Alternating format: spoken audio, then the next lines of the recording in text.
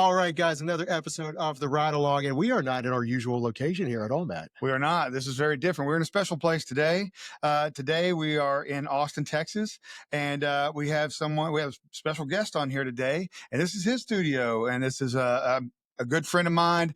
His name is Matt Reisinger. He is a building science expert and a high performance building pro out here in the Austin area. You might know him from the Build Show or from his podcast, from YouTube.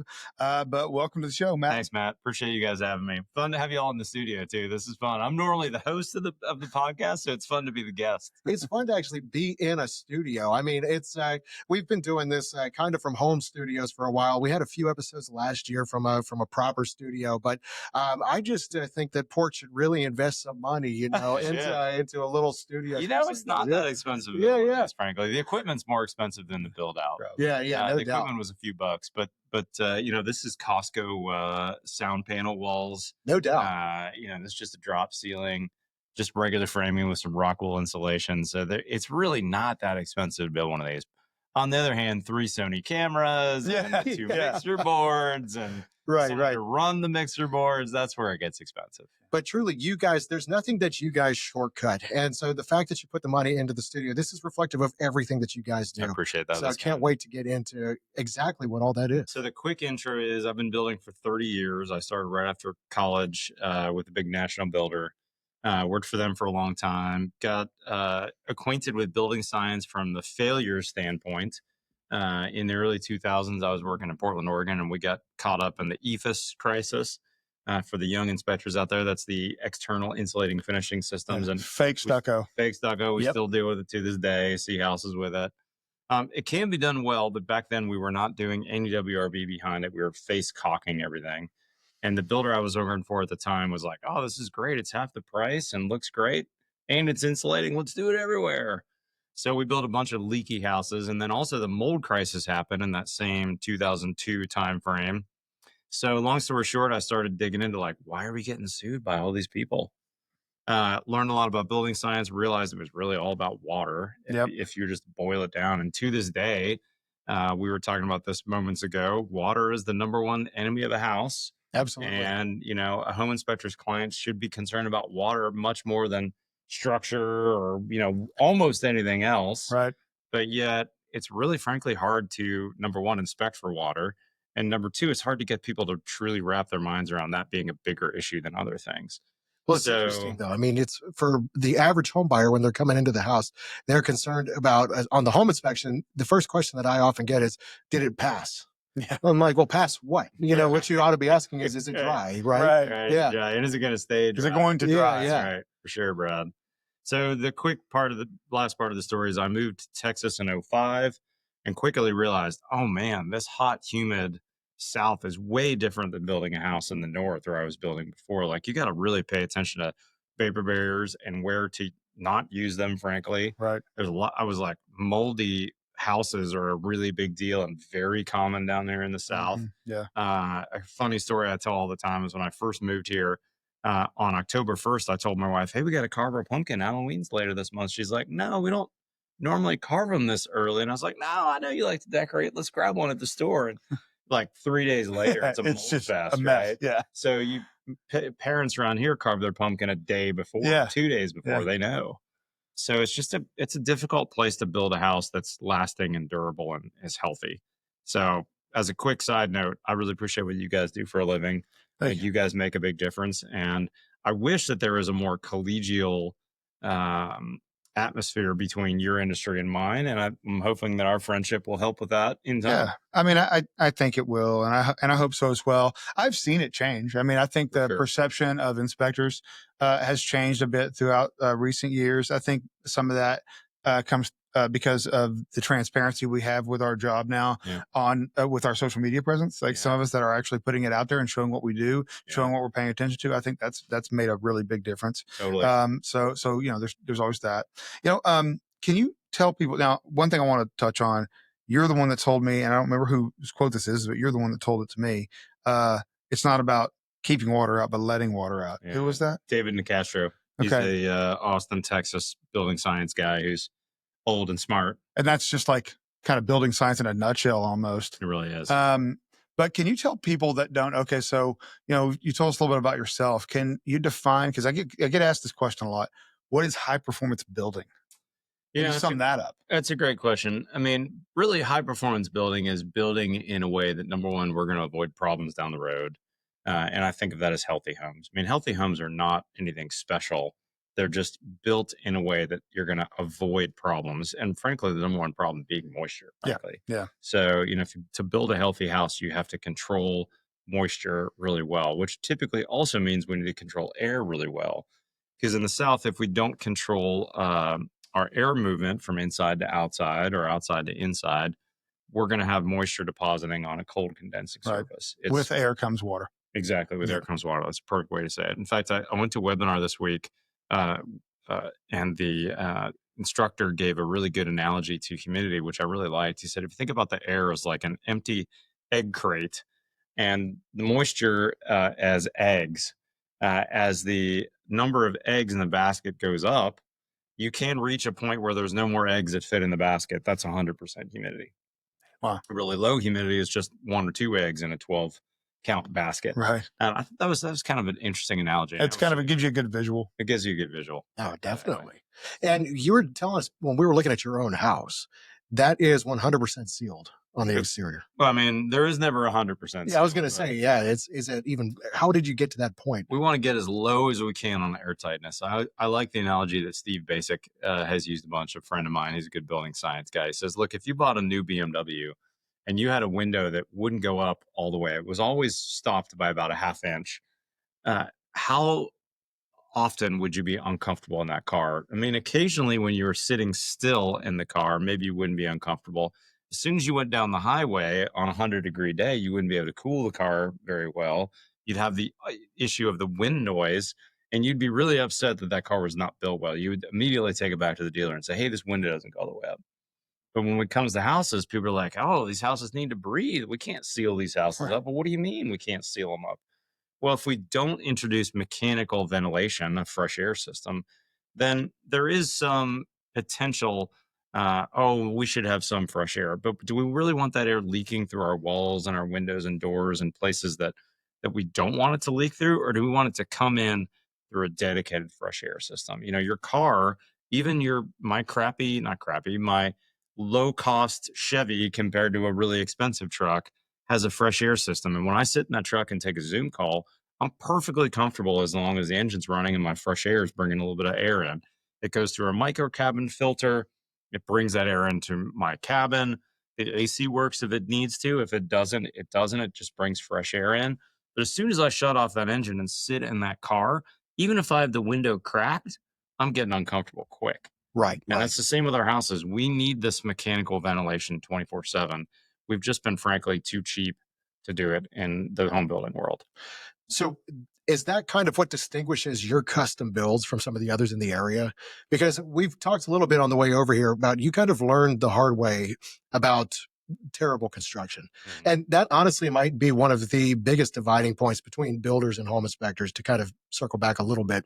It's just that inspectors, they have such high standards and things that they want to see Mhm. because they know the right way for the most part that things are supposed to be done. Yeah. And that in the building world, so many times corners get cut. Yeah. And again, Yeah. you worked for one of those big national companies back in the day, and that seemed to really educate you on and train you for what you're doing now. So, Well, it's a hard question because there's levels of correctness, right? And when it's a code issue, you can point to the 2024 IRC and say, these stairs don't meet code. Your variance between the steps is too high. You have a head height issue here. It's a real cut and dried thing. But when it comes to, let's say, window flashings, there's kind of this passes barely, this doesn't pass, or this is better, or this is the best. right. And I think that's what you're alluding to, Brad, is that when it comes to a lot of things that builders and home inspectors maybe might butt heads over, you have a higher standard and the Right. builder has a lower standard. Sure, sure. And whose standard is right? Yeah. We're pretty much looking at things for the highest standard, right? And most of the time we're not getting that at all. But just because something is code compliant doesn't mean that it's going to perform well. Oh, 100% true. There's certainly things out there that can do a whole lot better than what is just meeting code. Right. Now, Totally. on the statements you made there about what's truly the correct version, or what's the best level of correctness, if you will. Um, does it really come down to what the buyer is willing to pay for, as far as what's the Mm, most right? That's a good question. Probably to some degree, yes. But a phrase that we've used around my office for years is, and now I'm probably going to butcher this. I hope that my business partners aren't listening, but it is basically like, look, Everybody's listening. sometimes we need to put the house above the client, Sure. and above us as a builder, frankly. Meaning, if the right thing for this house is to put a sill pan under the doors and windows, but the client's like, I want the cheapest, whatever. This budget's got to come down. Let's say builders too often cut their legs out from underneath them. Oops, sorry, I hit the mic. By saying, "Well, we can eliminate this or that. We can go to this lower grade of system. We can do a basic HVAC. We can do a cheaper grade window. We can do all these things." When really we should be saying, "Look, there is a minimum standard, Mister or Mrs. Client, that's going to lead to a well-built house." That at a minimum, 12 years from now, which is my general liability as a builder in Texas, is still going to be performing perfectly well. And if I go below that standard, I put myself at risk, I put you at risk, and I'm building a house that's a high risk house. And so we want to lower the risk for our clients and be smart about it, knowing that our clients generally don't know what's the right thing to do, right? Sure. We're the Sure. experts. I mean, these production builds that I'm building, they're building for the 1 year. For They're sure. building to get through the 1 year and then throw their hands up. And 100%. for the most part, with a lot of stuff, because this is the thing. Because I see so many things that are installed wrong when it comes to, especially when it comes to like fiber cement board siding, flashing, things like this. The thing is the problems that come associated with that kind of stuff. It's generally not the homeowner buying that house that's going to deal with that problem. Yep. It's probably one or two owners down the line. So the builders are getting away with doing stuff wrong and doing stuff that doesn't perform right because the person buying the house from them actually isn't going to be the one that experiences the problem. It's going to be a few owners down the line, and they're like, oh, well, that siding, and we had a window leak here. So they pull off some siding and realize, oh, yeah, well, your header's rotted out because the flashing either wasn't there or wasn't installed properly or something like that. We were talking earlier. It was funny because I do pre-drywall inspections, and I never really thought about, I mean, I do think about it because for me, I think that they think it's a framing inspection, right? That's what they kind of call it. And for me, I feel like it's always more important to put the emphasis on the weather barrier of the house, not necessarily the framing of the house. Because I mean, I'm not saying that they don't make mistakes. They certainly do. And I've seen some egregious mistakes, even with framing. We want to look at it, right? Yep. But I mean, like the thing that's happening more times than not, at least in my area, is that moisture intrusion is happening. And so they're not paying very, very close attention to that kind of stuff. And it's funny because people want you to go in there and look at the framing. I kind of had this thought after our conversation about, well, maybe I either need to rename the inspection or because sometimes I don't get there before they put some cladding up. Maybe there is a fourth type of inspection I need to do, which is specifically for the exterior weather barrier or exterior weather barrier inspection, and then a framing inspection where we inspect the framing, the rough electrical, rough HVAC, and make sure it's prepared and ready for insulation. For sure. I got a quick side note on that, Matt, that I think is interesting. There's a builder in town in Austin who's 20, 30 years longer in business than me. They've been building for 40, 50 years, and all the super high end houses in town. Like if Elon Musk was building a house in town, they're the builder who would probably do it, or there's probably a half dozen builders on that list. And at least one of them I know for sure tells the client, look, we're going to put in your budget for an outside client, for an outside consultant to come and do a spray rack test on every installed window of the house to make sure that it doesn't leak. Because that builder knows that if the client pays for that and an issue is found, it can be solved. And now he, as a builder, has way reduced his liability. Because if Elon Musk sues you, you are hosed as a builder, right? Right. Like you're going to lose. And even if you don't lose, you're going to spend a ton of Yes, money. He'll send you to Mars in the first. So why not? Yeah. That's right. So why not have the client pay for this extra layer of basically it's a glorified home inspection is all it is, right? It's just a specialized home inspector. Yeah. So then as a low cost version of that, my buddy Jake Bruton will go out there on an afternoon and spend 2 hours hosing the whole house. He's told Not me a about pressure that. washer, right? Right, Not but just a hose end sprayer and just every window. Hey, Isaac, you see anything inside? Nope. This one looks good. Well, let me go in a couple more minutes. Yeah. Then he moves on to the next window. Yeah. It's almost Don't a we flush wish our test with the clients would do that? windows. Oh, It is. I mean, Yeah, I mean, I did one recently where I could literally see daylight from the inside out. And That's so so like common. it just, it would have failed that test miserably. That's so common. There's a brand of windows that I don't want to say to disparage them, but they send a folding flashing flange. It's a flashing flange on this window, or I should technically call it a nailing flange that folds in for shipping, and then if you can kind of picture the corner here, I'm showing my hands here. When the corner folds out, it looks like this. You got this big open corner Right. that you're supposed to put a corner pad on, Right. and the corner pads are in the trash 90% of the time. They don't get put on. Maybe at best they're putting some, straight flashing tape on there on the White House wrap. Or seam tape. Seam tape, right? or But when you look inside, foil you tape. can I've see seen that. that pinhole of light right there, Yeah, and yeah. all four corners of the window. Yep. And you're like, how is that going to be waterproof? I mean, it straight up isn't. It's not. So at that point, it's kind of like, you're when in your early days, they're relying on sealant, sealant They were and caulking. fighting. It was a Yeah. face caulk system, and They're keeping the water out, or attempting to, yeah, and you and just they're ultimately can't. going to fail. You're never going to be able to keep all the water out. Caulking should in general only be used for aesthetics, never Right. for waterproof. Right. yeah. No, it definitely makes sense.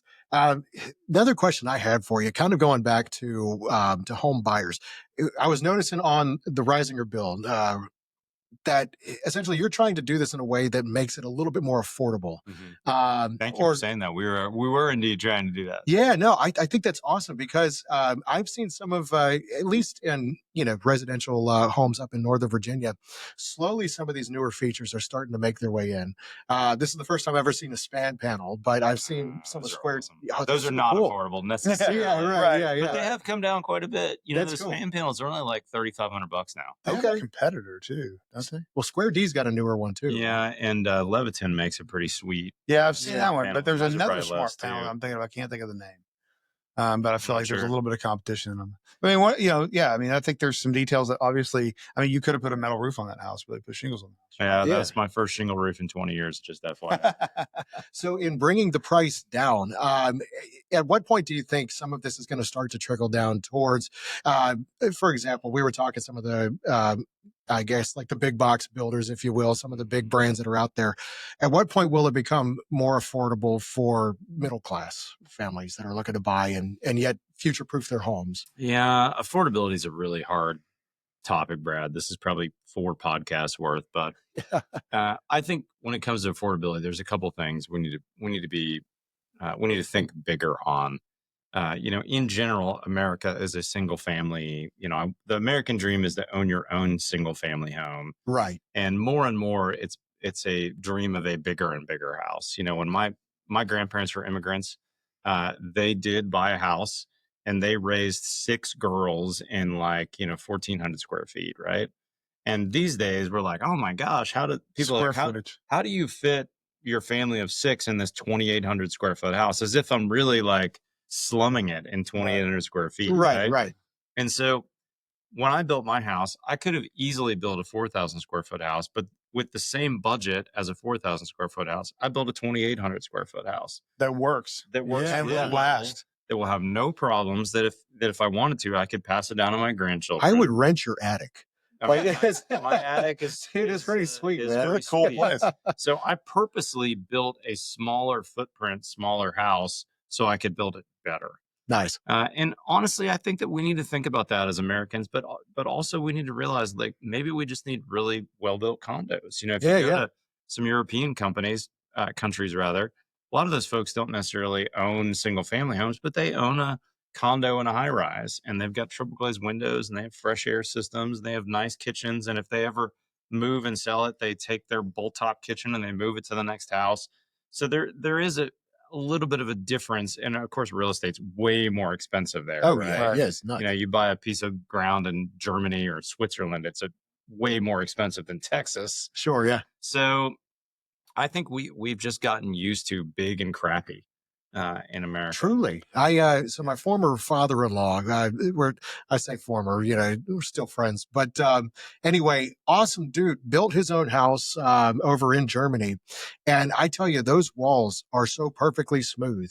And, there was a buyer, at a recent inspection that I did, they kind of freaked out when the afternoon sun hit the wall in just the way where you can see every ripple, every seam of tape, even though they had painted over it. And this was, I guess, gray paint. It was still a thing at the time.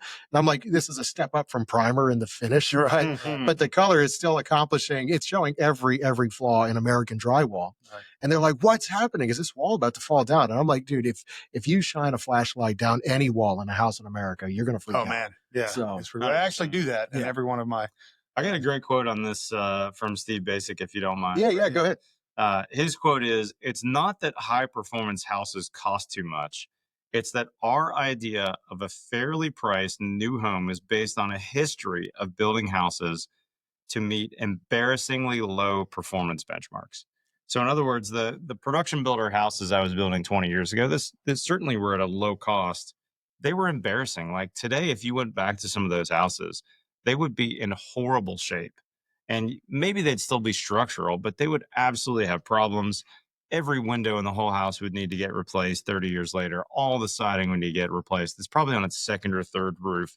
It's like, why didn't we use that money and build a house that's half as big, but twice as good, twice as long lasting, with better windows, with better, healthier systems for the house, with better HVAC systems, with lower utility costs, built in a way that 50 years later, maybe you'd need to replace the kitchen because it's outdated, but all the windows would still be there. The original roof would still be on. We can absolutely do that. We just decide not to. But that would save you so much money because it's like a lot of times American home buyers, we're looking at that upfront cost or what the monthly is going to be on it, Totally. right? But they're not stopping to think that 10, 15 years, for example, a roof in Florida that I would call a 30-year roof back in Virginia is not. Right. Yeah. That 30-year architectural shingle might last you 10 to 15. Yeah, times. it's the same. It's really. So if you're going to put the money up front then into more sustainable materials and into more sustainable practices, you might be saving yourself down the road then. 100%. The Florida insurance commissioner, I forget his name, Michael something, like he has a weird name, Michael Ilvin or something like that. About 3 months ago, he had this quote that was on all the news stations around Florida, where he said, "We might need to consider not putting on shingles on roofs in Florida anymore." Yeah. And that's not I didn't quote it exactly, but he basically said, or he went on to say, you put a shingle on your house that calls it a 30-year shingle, and at best you're going to get 15 years out of it. Tough. And every time a storm comes through, we rip all these things off, and the insurance company has to pay for it. Uh-huh. So what if in the state of Florida, we stopped allowing shingled roofs that are going to have to get replaced in 6 months when a hailstorm comes, right? What a waste. And by the way, most shingle roofs go right into the landfill. Yeah. Some of them get put into road base. In Austin, if you rip off your shingle roof, it'll go to road base. But any part out of Austin doesn't. It goes right in the landfill. Instead, put a metal roof on. It'll last 3 times longer. Mm-hmm. And when they rip it off, it's 100% recyclable. That's awesome. And people want to recycle it because it has value. And they look great. They last so much longer, and they look so much better too. Yeah. So it's a hard one though, right? Because they are more expensive. They are more expensive. The Reisinger build, we put the money into the structure, and I put an over roof on that's vented, that has rooftop insulation, that has monopoly framing, that has a second layer of decking. And so then I said, all right, well, we don't have the money for a metal roof here. We're going to save the $15,000 and put a shingle roof on. So perhaps the next time it needs a roof, though, because obviously, the rest of the things are going to last, and so there won't. Hopefully, the homeowner will not be putting a whole bunch of money into too much within 15 years. That's and right. then if that roof needs replacing, then you replace it. Put the money into it. That's right. Whereas you're never gonna switch out your framing later. You're never gonna switch out your air barrier later. Right.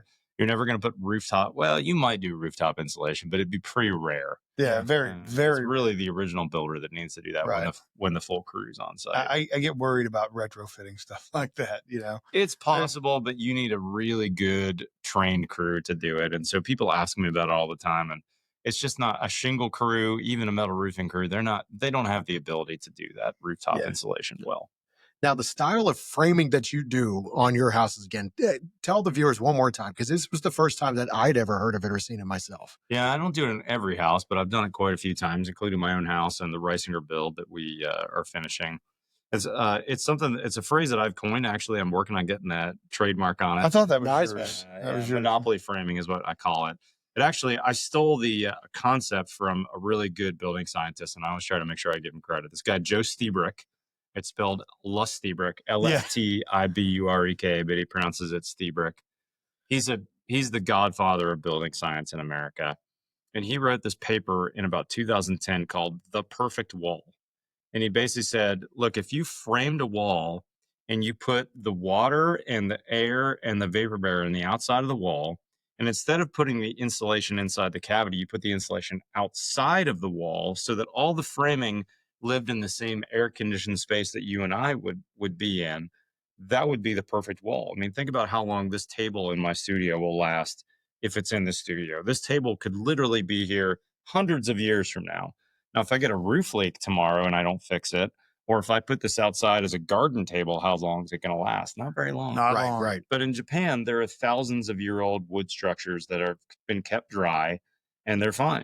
So if we could treat our houses like that, put the jacket on the outside of the house rather than stuffing the insulation in between our ribs, that's the perfect wall. And it turns out if you take that wall and slant it, that's the perfect slab. And if you tilt it, that's the perfect roof. Awesome. And so the idea is when you frame the house, instead of framing it traditionally where the rafters poke through the second floor, or you've got all these cracks that you're trying to air seal and you have to do all these things like spray foam or whatever to air seal, why not frame your wall so your roof sheathing actually touches your wall sheathing, clip your rafters at the wall, and then frame an overhang later?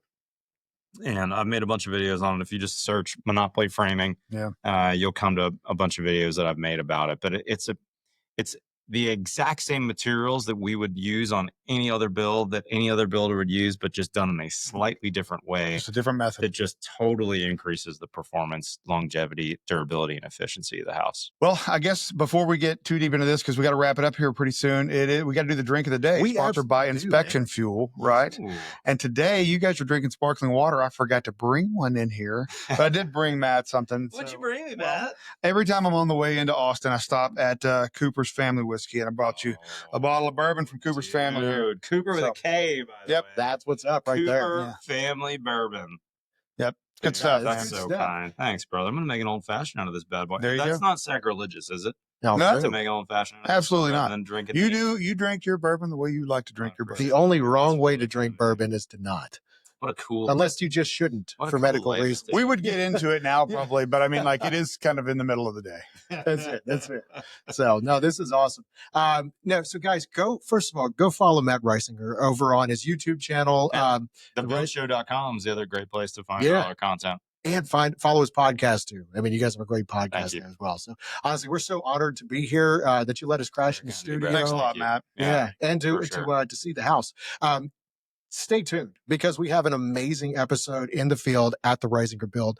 You're going to want to go watch if you want to go in depth. Again, check out the YouTube channel. But we're going to show you at least a few of the highlights of what you guys have been doing over there. And if that piques your interest, if you'll permit me for a second, go check out our video series. I'm just finishing. I have the last 2 more episodes. I have the mechanical commissioning episode and the final walkthrough episode coming out. But we've shot a 24-part series on that house. We're hoping to be on Roku and Apple TV and some of these in the future. So we wanted to we've been working on more series content. Yeah, I love it. Man. So we've shot that house from concept to completion. And by the way, the house plan's available if someone wants to build it too, at the BFS Home Plan Library. Fantastic, man. That's so cool. I would love to see the final episode because just walking through, I was blown away with what's there now. And I'm like, I can't wait to see the finished product. Thanks. I appreciate that. Exciting. Very kind to have you guys. Appreciate it. Thank boys. you. Yeah, All thanks, right. Matt. Thanks, And, guys. stay tuned. We'll see you guys right here next time on The Ride Along. You Got It.